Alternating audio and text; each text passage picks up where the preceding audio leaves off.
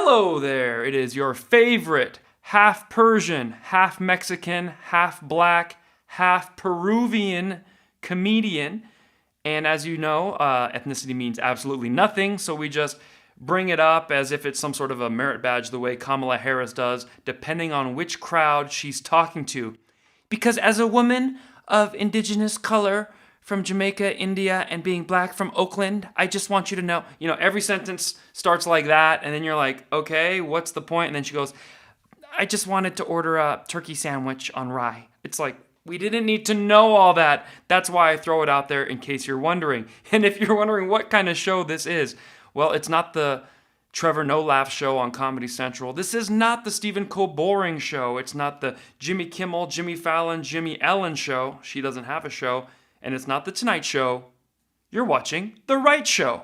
You get more entertainment for free in this 45 minutes to an hour than you're going to get on all those shows combined. And I wrap truth, okay? I wrap my jokes in truth, and they hit harder. Does that make sense? With that said, I want everyone, if you're listening to this on the podcast, to know that we go live on Wednesdays usually, but today is a special Thursday episode. The reason we're going live on a Thursday is because today is the first day in a month that I'm out of Facebook prison. If you don't know what Facebook prison is, it's when someone on the right makes a lot of jokes or proves a lot of facts or posts an article that Facebook or Fascist Book deems not allowed on their profile. Then, without warning, they just cancel you from getting into your account. You can try to get in and it says you're banned for 30. They pick a day. They're like 7 days, 21 days, 30 days. They just pick a number. There's no way of knowing when you're about to cross a line. One day making fun of Caitlyn Jenner is okay. The next day it'll get you banned. One day saying vaccines are great is okay. The next day saying I don't want the vaccine, you're banned. You can't even say the word vaccine half the time. You sure don't type it. We got to think of cryptic ways of sharing all the information we want to share, speaking in code, because Big Brother is always watching. So today is the first day after a month I've been allowed back in my Facebook page. And if you know anything about my YouTube page in the last month, it's gone up 50,000 subscribers. So why would Facebook ban me from my page? Is it to keep maybe 30 viral videos from being exposed to my fans and then making me have another 40, 50,000 followers on Facebook? Probably. But they just say, no, we just want to make sure you're a good part of our community. Have you seen the Facebook community? Have you seen the way people interact on there? If you're on one side of the political aisle, they don't ever ban you. They might ban some nobody every now and then just to be like, we're equal. But it's Candace Owens, Ben Shapiro, Thomas Sowell, Larry Elder, Dennis Prager, Kvon Moeezy getting banned nonstop. And then Doug Stevens, the plumber who didn't like a Republican and called them a Nazi 78 times and a racist 43 times. And then finally was banned for one day. So that's what we're dealing with. I am out of Facebook jail, out on bail, fresh out of jail, California dreaming. Name that rapper. So what you got to do, podcasters, is try to watch us live. But if you can't, look in the description, and I'm sure you'll find a link to where you can see the images we're going to watch today. The question of the day, we always start with the question of the day. Where are you from? And what year did you graduate high school? The reason we like to know that is high school is on my mind right now, and I'll explain why. I was asked to do a graduation comedy show. I have never done a graduation comedy show, but the good people of Kansas emailed me. They said, we want to do comedy. The kids aren't really supposed to be dancing. They're not supposed to be super close, this and that. We want to do a comedy night. Everyone can stay seated. But what I loved about the show in Kansas, the students were very well adjusted. There was nobody trying to protest there was no radical leftist at that school. They were just there, ready to have fun. They obviously loved their parents, were going to go off to college and do great things, and this was a night of laughter. And that is what comedy is supposed to be. It's not supposed to be a a UFC brawl and battle just to get on stage, tell a few jokes, and get off. I don't know why the radical left wants to do that. Every time I go to perform and there's a radical leftist in the crowd, if they're outnumbered by conservatives or moderates or liberals, true liberals, not leftists, if they're outnumbered, they'll cross their arms and stare at me. Let's say a boyfriend's like, babe, we got to go see Kvon. He's my favorite comedian, but she's a radical leftist. She will make it known that she is there by protest. And when people are laughing, you can see the little turkey gobble. You know, like the head going, why are they laughing at this? This goes against everything I learn on CNN. Well, it's because we're not watching CNN and we don't care about MSNB Seesaw. We are here to laugh and have a good time and live our life. So the graduation episode is on my mind because this graduation was a huge success. You got to understand, as a comedian, when you do a show for the first time, you're wondering, what is this gonna be like? Well, I figured why not just show you. Here are some highlights from the Goodland, Kansas high school graduation comedy show. Enjoy. Black and gold, cowboy, cowgirl, welcome to Kvon.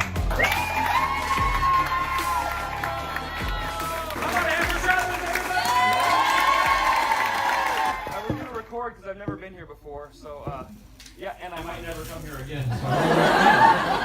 Let's be honest, there are not many reasons to come to Goodland, Kansas.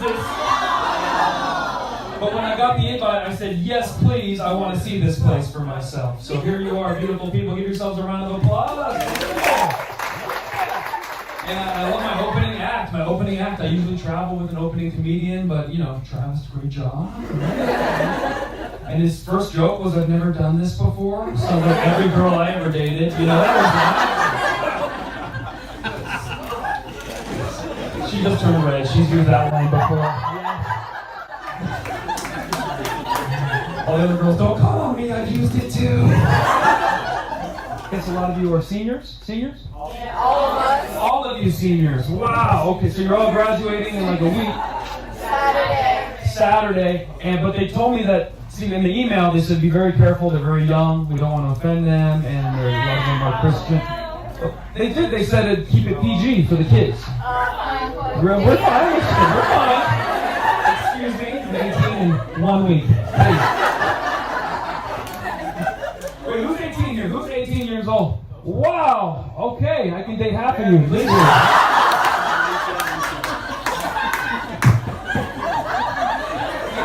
Look at all the parents. No! No! Who's 17? Where's the 17-year-old? 17. Oh, just 4 of you. All right. Yeah.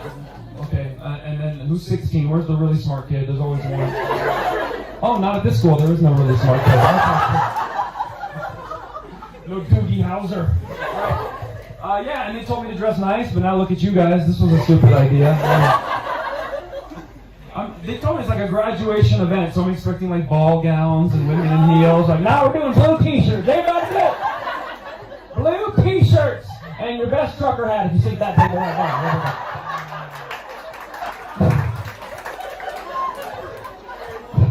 This is the future gas station employee of America table right here. They'll be working at a truck stop somewhere off of I-70. For sure. Good. Thank you for coughing during COVID right in the front row. I'm so glad that we're 3 feet apart, not 7 feet. But that's what comedy's all about. We're going to laugh, we're going to have a good time. But first, I need to make sure you guys know how comedy works. Who has never been to a comedy show in their life? I won't make fun of you. Just never been, never. Okay, wow, half. Okay, so who has been? Really? Okay, a couple people. Who have you seen live? She live. I knew it, right? She don't make a horse sound if you know which comedian.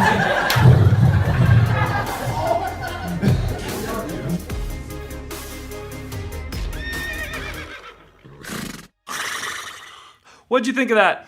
How cool is that? The students were having a good time and I was so loose. When you haven't done comedy in a while, you're like, okay, I've got these old jokes, or I'll just notice everything going on and make fun of it. So the girl coughed, I'm like, boom, COVID joke.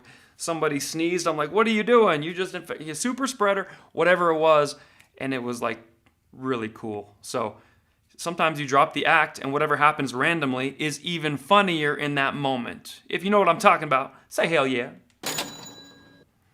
All right. So that is what those students needed. They needed a laugh and they needed a break from politics. And what I told the students at the end was, you're about to go off to college and you are going to be taught to be offended by everything. You're going to be taught to be a victim. Social currency right now in the university is who's the biggest victim and how were you victimized and who's hurt the most. And people are trying to outdo each other and it's creating a whole world of losers. So I told them, remember, you're coming from great families. Go to college, get the education you need, leave all their crap behind. You don't have to take it with you, and have a great time. Do you like that message? Do you approve? Of course you do. We are here to reject the narrative of victimhood. We're here to work hard, succeed, and laugh a lot. And that's what I've done ever since college. Life has worked out great for me. Those that have rejected my advice. And look, things will always go wrong in your life some way or another. Health, family members, personal stresses, situations, and yes, there are true victims of things out there. But to remain a victim or to work yourself up into being one makes you a volunteer. Don't be a volunteer to be a victim. My next cities I'm going to are DC, Minneapolis, Irvine, California, and Liberty, Ohio. Who's going to come check me out in one of those cities? I hope you will. And if you're saying, Kvon, no, you're not coming to my town. You should come to my town. There's 2 ways to make that happen. One, you email the local comedy club and you're like, hey, bring this guy. Here's his website, www.kvon.tv. And if you CC me in that, info@k-voncomedy.com, I will double team the club owner together. Remember, clubs have been closed for over a year. Many of them not opening back up. They're not answering their emails. So why wait for them? Why not put on your own comedy event in your own backyard? The great weather is coming, or in your living room, or we call the local pizza parlor. Say, do you have a little stage in the back room? Can we have the banquet room? We're going to get 70 of my closest friends, and we're going to bring the most famous half Persian, half Mexican, half Peruvian, half black comedian. They're like, how many people are coming? Oh, it's just one, and his opening act, so 2. But we're going to have a great time. We're going to laugh at JJ's Pizzeria. I don't care what the venue is. I'm like Eminem. This is my moment. I own it. I never let it go. I only get one shot. I'm just here to do a show any place, anytime, because a real comedian can turn anything into a standing ovation and an amazing comedy show. If you agree, put it in the comments, and we'll be right back with our comment of the week.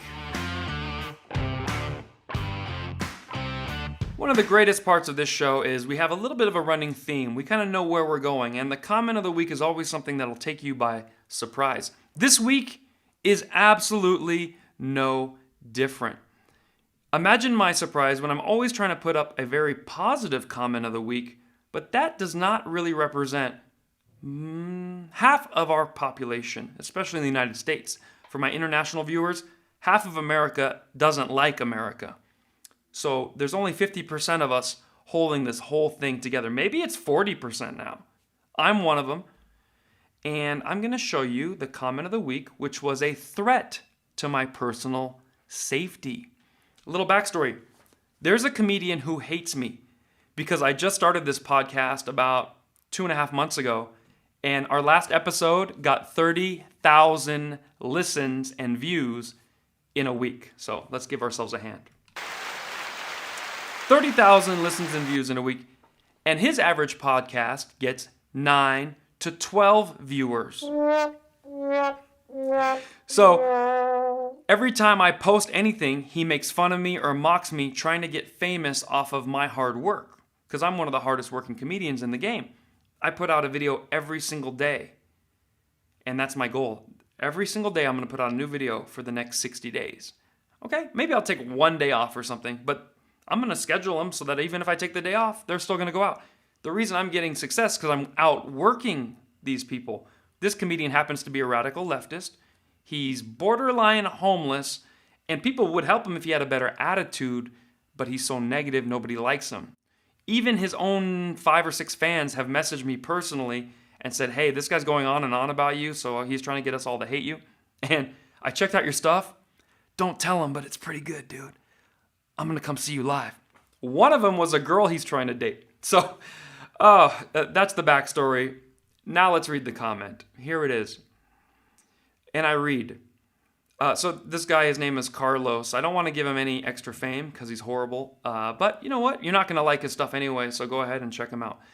His friend wrote, hey, Carlos.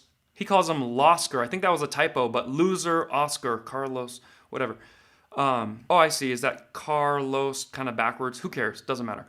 Hey, loser Carlos. On site if I ever see this log of S-H-I, bad word, okay, with teeth. I'ma trick him into calling me a N-bing just so I can put hands on him. Now, my podcast listeners, unfortunately, I cannot tell you what this says. You're just going to have to log on and read it for yourself. So what it is Carlos has been hating on me, and he's got like one fan left named Ghetto Benson. Ghetto Benson says he's going to try to trick me into saying the N-word so he has permission to beat me up and put his hands on me. And Carlos encourages violence by saying, please make sure someone is recording you if you get the chance to do that. And Ghetto Benson writes, you already knows I wills. Camille gonna be right there with the phone in hand. Yay. So there's 2 idiots talking to each other. And one of my fans sent me that saying, hey, you might want to be careful. There's now a physical threat. I get these every day because I don't think the way the radical left says I'm supposed to think. So it doesn't really faze me. Plus, I don't know if you can see all this, okay? They might look like designer muscles, but I would hesitate, Ghetto Benson, to approach. But more importantly, you've now just proved with your post a premeditated attack on a famous comedian, which now we have record of, and I have a file, and a lawyer has access to that. Therefore, if you make good on your claim and try to trick me into saying the N-word, which this is what they do now, a lot of radical leftists will lie and say, oh, I just punched that guy, but you won't believe this. He said the N-word. And sadly, so many stupid court officials, judges, somehow think that that's okay. Like in America, we were all taught as kids, sticks and stones may break my bones, but words can't hurt me. However, the radical left has convinced the court system that if this word is said, the word that shall not be said, then I have the ability and the right to physically offend and violate somebody's personal health and safety. This is what they've been taught. So the N-word is this magical word that if it's heard by someone, they must respond to it immediately with violence. And then when they get arrested and they go to jail, they think, the system tricked me. I thought I was allowed to do that. So this is why I'm not really afraid. 3 things going on. I'll defend myself. Number 2, we have cameras everywhere I go. I always have somebody with me. Now we have a written, like I said, pre-planned attack. And we can now get the loser comedian to also be a party to that since he's encouraged it. So it's just one of the things that goes with it. But that's not really so much what I cared about. I want to show you how I'm getting harassed by this little group, a couple of them. As soon as I create anything, they right away try to mock it. And here's one. About 2.5 months ago, I created a GoFundMe. The reason is because I had so many fans going, hey, Kvon, I can't come to your town. I can't go to your next show, but I want to support the cause. I want you to get better lighting, which we have now. Check this out. One push of a button. Wow. Back on. So now we have automatic lighting. We have a several $100 microphone thanks to you. We have merchandise. We have wireless keyboards. Okay, we're styling, okay? And every week, my goal has been to make the show better for you. So I started the GoFundMe.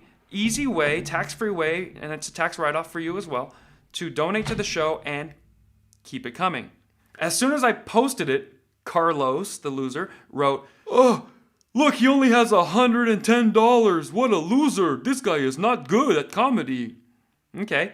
But what the guy never does, which makes sense, I would be embarrassed as well. He never posts an update to let people know how we're doing like a month and a half later. That would be fair. If you're going to hate on somebody and say how horrible they're doing, then give your fans a 60-day update.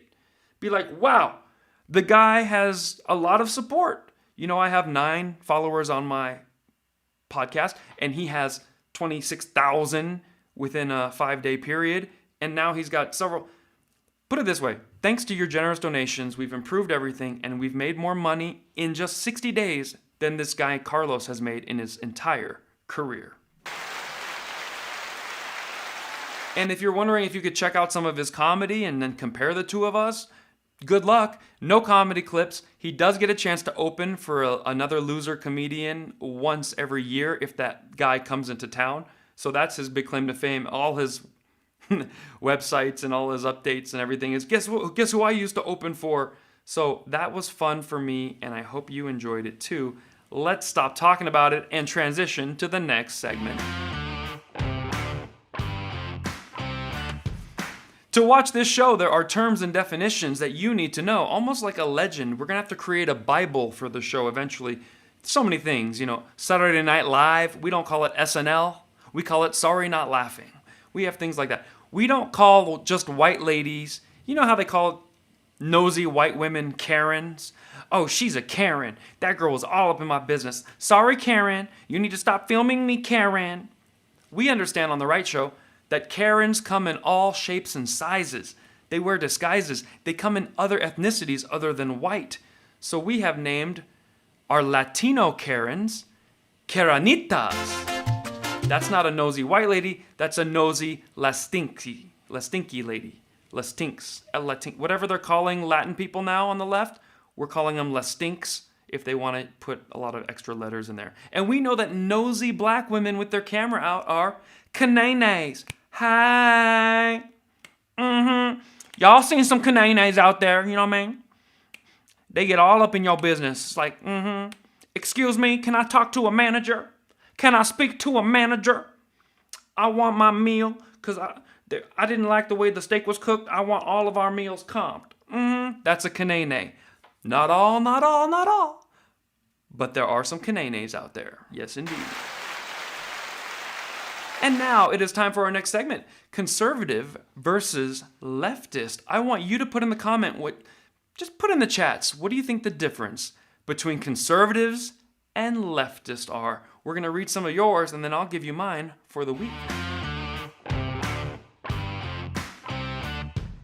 How my Kananes doing? Let's see what you got. Let's see what you've put in the comments. Well, first of all, Rose Nightingale likes Kananes. Too funny. She is a fan. Oh my goodness, right when I turn my back on you guys, you've been so supportive. I guess that's kind of a big slap in Carlos's face. Thank you, Truth Exposed, for $33.33 in the Super Chats. Anyone who does a Super Chat, I try to highlight your name out of respect to you for supporting the show. We have another one that just popped in. Squirrely Girl, every squirrel counts. Thank you for the Super Chat.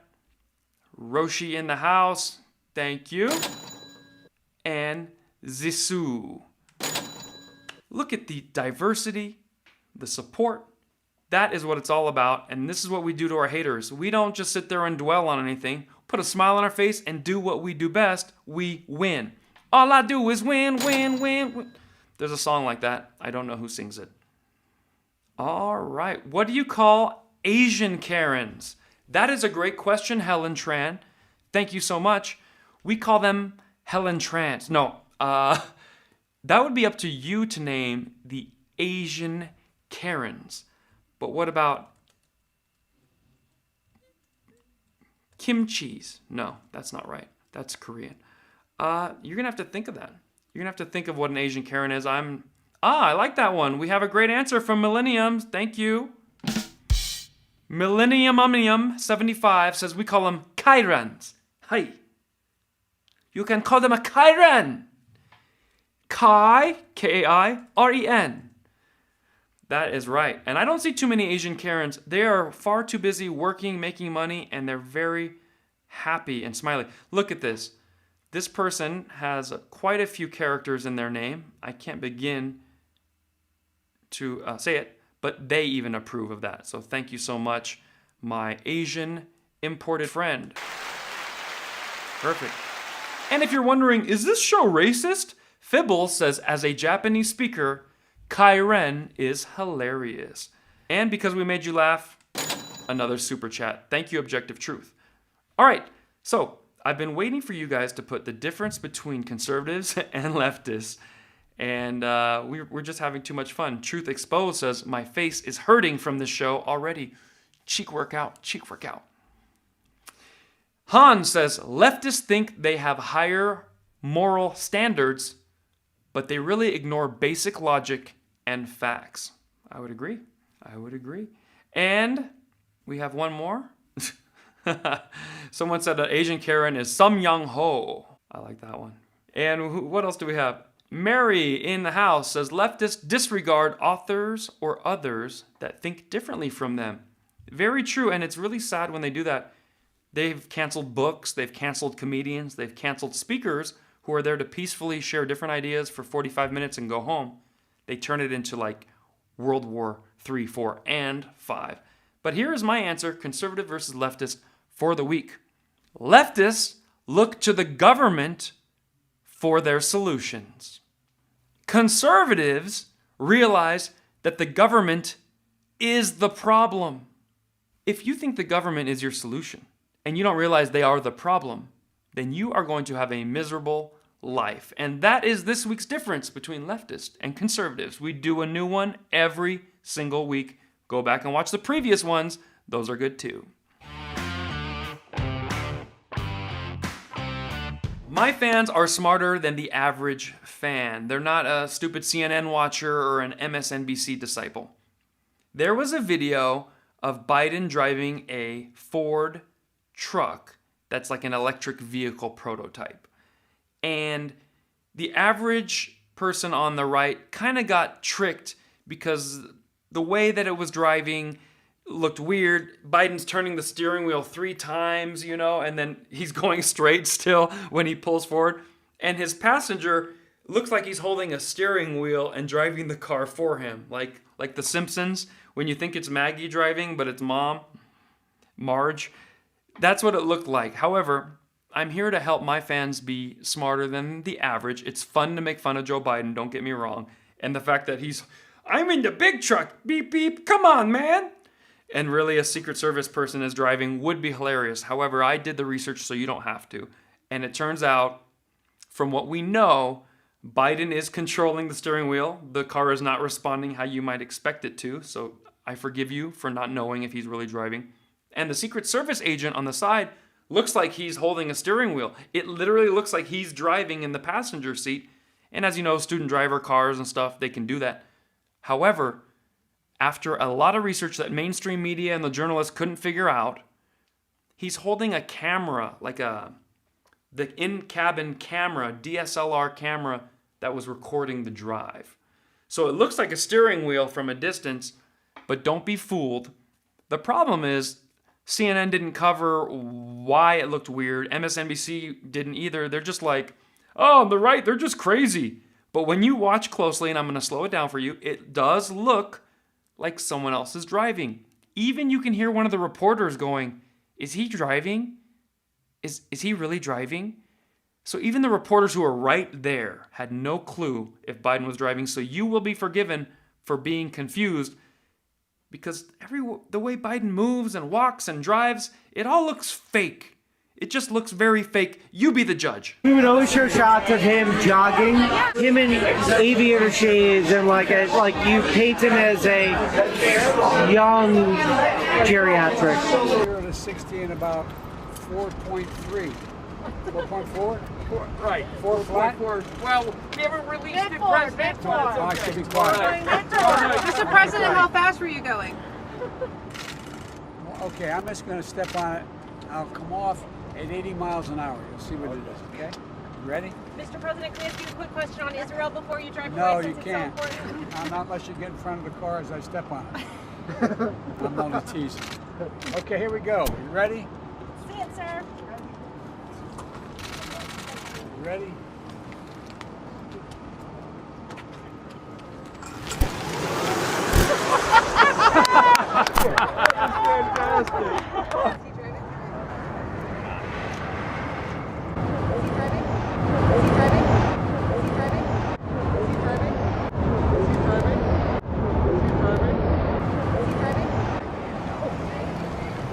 This sucker's quick. How's it drive? How does it feel? President, would you buy one of these?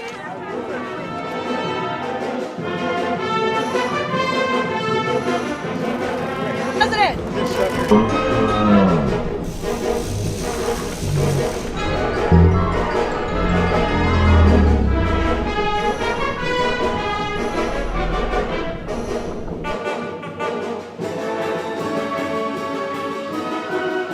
Wasn't that a lot of fun? So now we have dispelled the myth that the passenger was driving, but we still exposed more than the media did. First of all, that first clip you saw was a CNN executive caught on a hidden camera on a date bragging to his Tinder date that they're trying to make Biden look like a cool, young, youthful geriatric. So everything you see with him jogging or leaning up against a hot rod, then they take him directly back to the hospital and his home health nurse has to clean his diaper. So this is all a sham, but this scenario was very funny because you could hear the reporter, and if you don't get a chance, go back and watch this again. You'll hear, was he driving? Is he driving? You can hear that. I tried to heighten the volume, and then I slowed it down. Is he driving? So hopefully you could hear all of that. Let me know in the comments if you could. And thank you. Yeah, Animal Lover says, a cool young geriatric. That was the terminology that CNN used.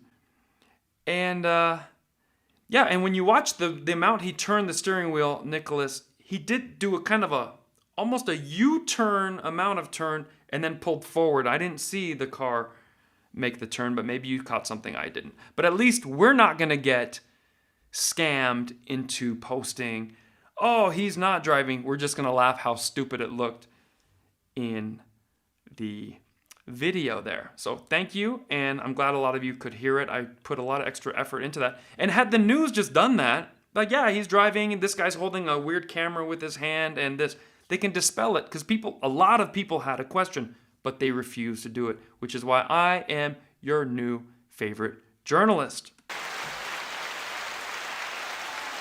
What is serious, however, is that Biden does not respect our troops or our military.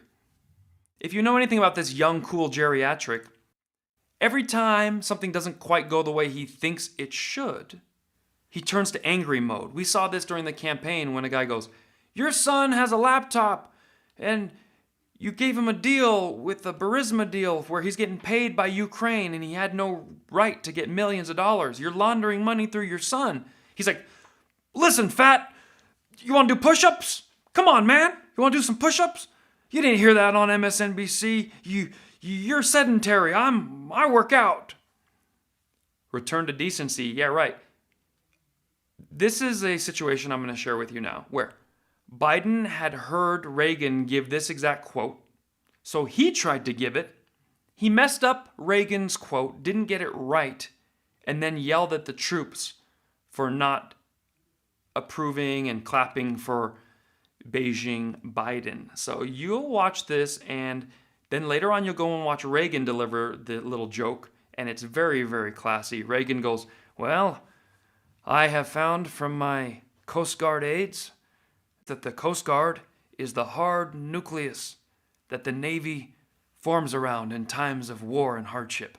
Basically saying the Coast Guard kicks butt and the Navy is just like, you know.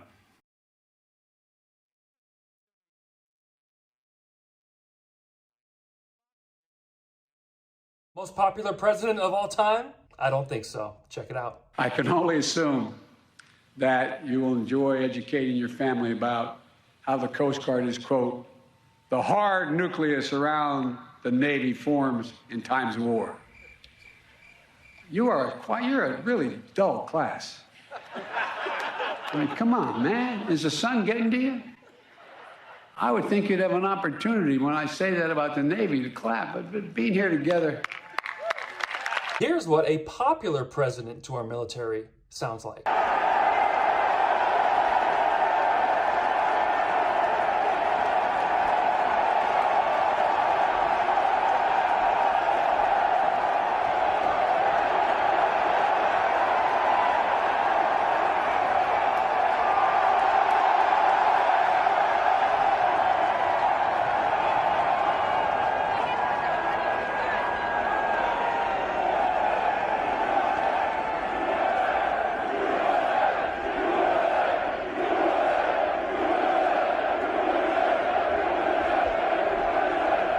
And here's Biden. Understanding what you may hear about me, I have incredibly good judgment.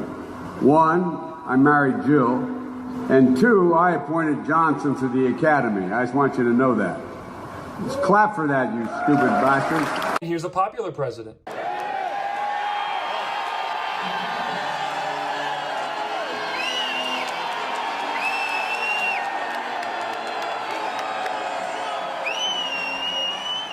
And here's a montage. For saluting Marines with a cup of coffee in hand. An act that has quickly become known as the latte salute.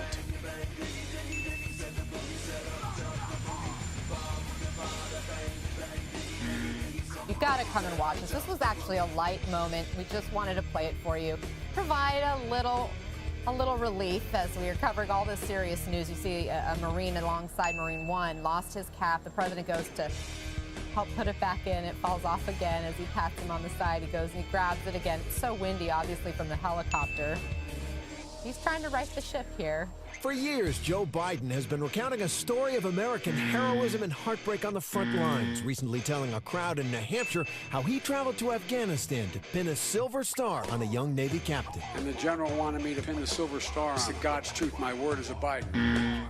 He stood his attention. I went to pin. But the Washington Post dug into the story and determined Biden got the time period, the location, the heroic act, the type of medal, the military branch, and the rank of the recipient wrong, as well as his own role in the ceremony. Now, growing backlash in the New York Post, and this from Republican Congressman and Afghanistan veteran Dan It is not Crenshaw. some people who did something. It's terrorists who killed almost 3,000 Americans, and we should talk about it that way. I made a mistake in describing it. She claims she misspoke last week and was sleep deprived when she described landing under sniper fire in Tuzla, Bosnia. The truth can be slippery. I want to apologize. I said I was traveling in an aircraft that was hit by RPG fire. I was instead in a following aircraft. 2 of our 4 helicopters were hit by ground fire, including the one I was in. No kidding. RPG and AK-47. I made a mistake in recalling the events.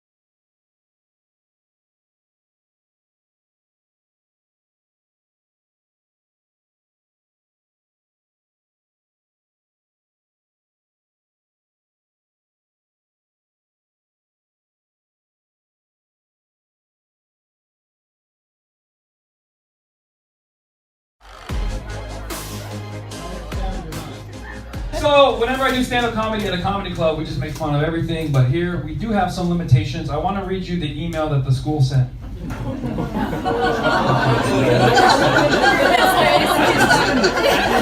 He said, these are good young students. They all get really good grades. This is the best class we've ever had, so please keep that in mind.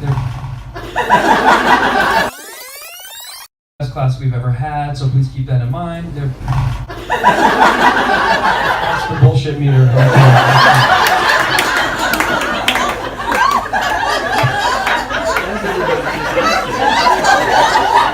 If you lie, it squirts.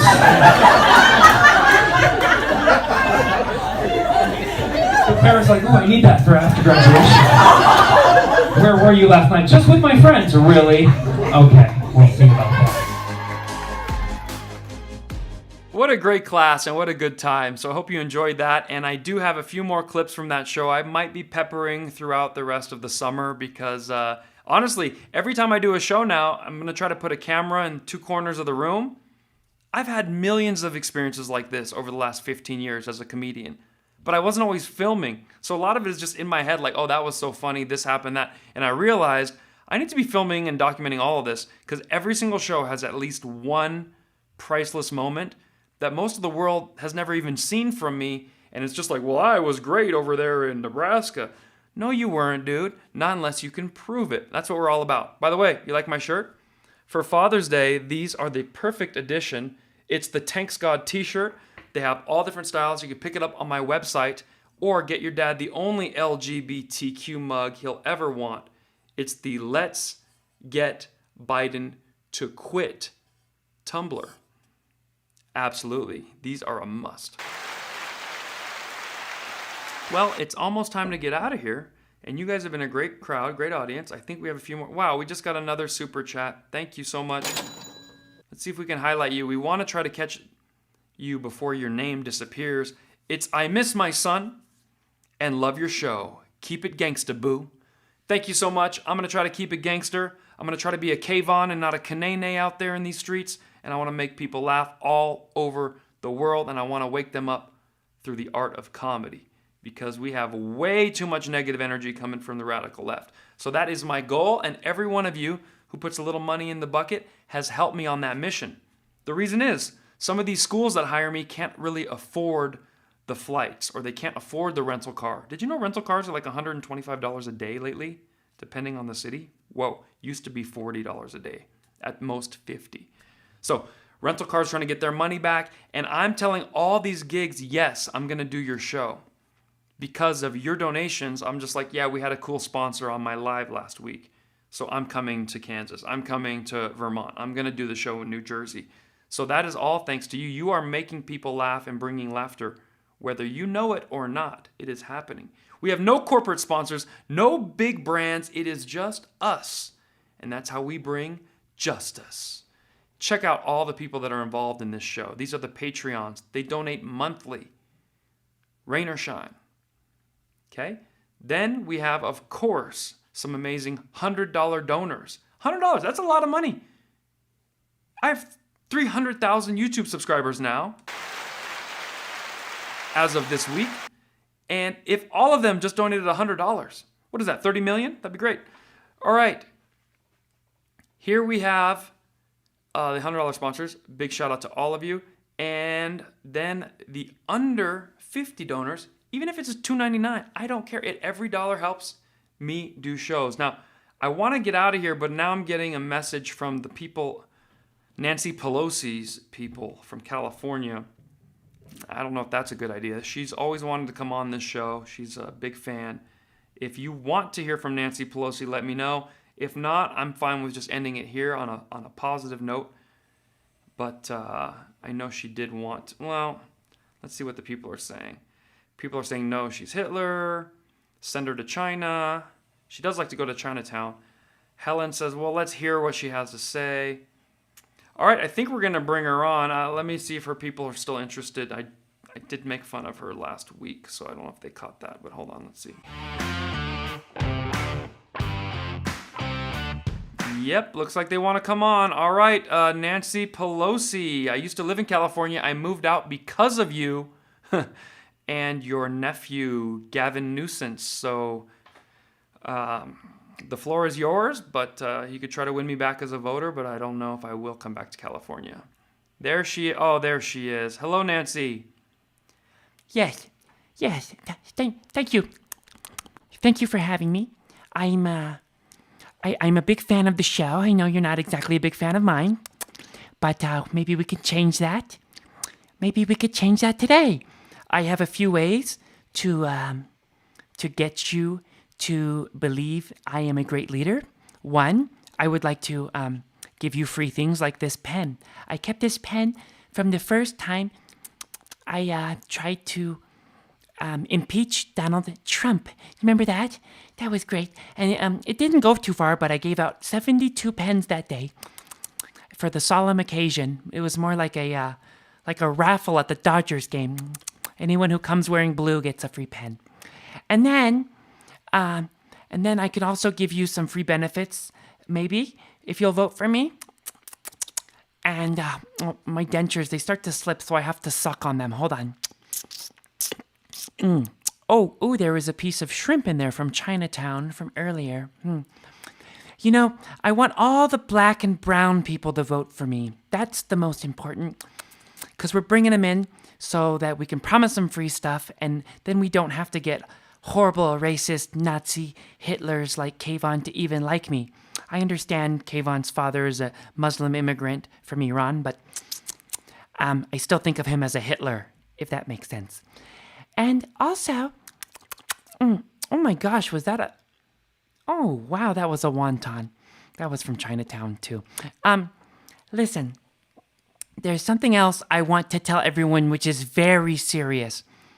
We had a huge terrorist insurrection on January 6th. Did you know we had that? It was the worst terrorist act, far bigger than 9/11. Absolutely. As I sat in my totally safe chamber, I was rocked to my core. The only one victimized more than me was, of course, as we all know, Alexandria Ocasio-Cortez, who was a couple miles away that day. But she was scared the most. I was scared the second most. Then Felicia Talib, I believe that's her name, and Aisha Presley, who I loved her father, Elvis. What a guy. He could really work those hips. I remember watching Elvis when I was 64 years old. I was just so young. Anyway, oh my goodness. Wow, that was a sesame ball, and it had a little red bean in there. And so listen, had we not stopped the insurrection that I caused, because when Trump asked for more police, I said no, so I could have a flash mob show up and pretend it was the worst terrorist act in the world, it allowed me to impeach him a second time. But think about it, how deadly that was. That day was so deadly because had the guy in the buckskin and the horns taken over Congress, we would all be living under his tenure right now. He would be the president, President Shaman Buckskin with the horns. So thank God that didn't happen. And thank you for having me. Please vote for me and Gavin. We don't want to be ever removed from office. I am slowly devolving into Skeletor, but I hope to be like one of those zombie movies, continuing to lead the rest of the herd from now to eternity. Thank you. One thing I hate is listening to someone suck on their dentures while talking. That grated me to my core. I'm sorry you had to deal with that, folks. All right, folks, if you want to support the show, it's very easy. You know what? I don't even know why we're going to do this one. Let's switch this one up. I have a new PayPal. Yeah, it is. It's called Tanx God. So that's how you do it. You just go on paypal.me/TanxGod. But a lot of people prefer this one. GoFundMe.com/KvonComedy. Or hit me in the Kanene Cash App, $KvonComedy, and Venmo at KVON-KVON. Hopefully you laughed a couple times. Hopefully you had a good time. And we've now ended the 12th episode ever of The Right Show. Give yourselves a hand. We are on a roll. Unlike most shows, we don't just end right away. I continue to interact in the comments for the next 3 to 4 minutes, mainly because I want to get back to some of these super chats. These guys are awesome, and we got to honor them. Thank you, Claudia Smith. She says, "You're my favorite Irish Persian dude." All right, that is the show. You guys enjoy the wrap up, and I'll be highlighting your comments if you throw them on the board. We'll be chilling, and I'll see you next week on Wednesday. Now that I'm back on Facebook and YouTube, so good to have you guys back.